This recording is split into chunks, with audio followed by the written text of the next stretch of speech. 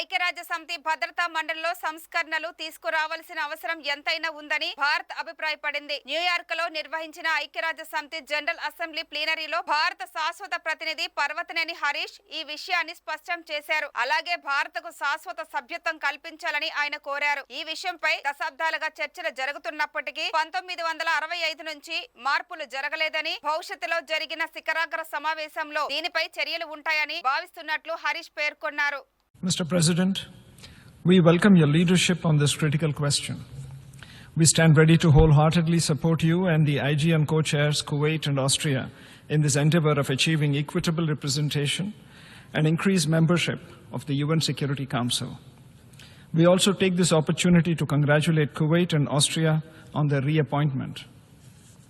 Mr. President, as we begin this year's deliberations, we note that the reform of the UN Security Council was once again identified as a critical and immediate priority at the Summit of the Future discussions by our leaders. However, in spite of several decades of collective reiteration of this sentiment, it is disheartening that we have had no results to show in this regard since 1965, when the Council was last expanded in the non-permanent category alone.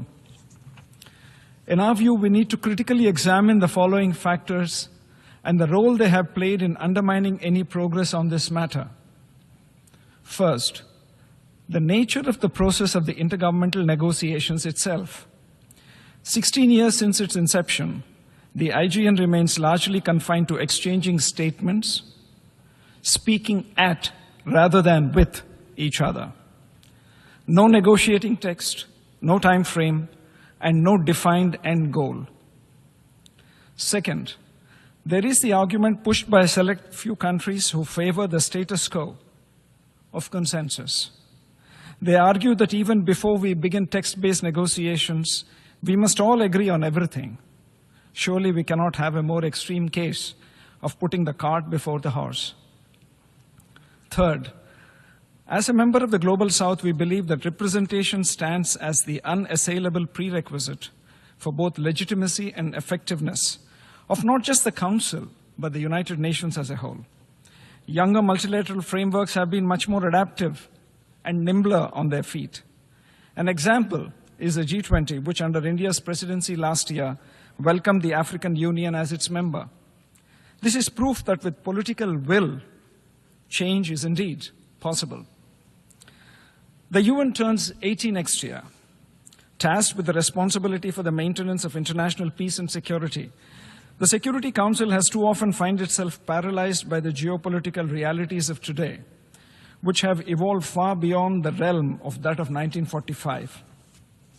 In today's interconnected world, Mr. President, a more equitable council is very essential. That sentiment was also clearly reflected in the Pact for the Future, calling for representation of the underrepresented and unrepresented regions like Africa, Latin America, and the Caribbean and Asia. The world of today is vastly different from the world of 1945. We cannot go on with the relics of the past for the demands of the future. India has consistently championed a cooperative, inclusive, and consultative approach to international relations. We firmly believe that the calls for reformed multilateralism, with Security Council reforms at its core, is supported by the overwhelming majority of the membership.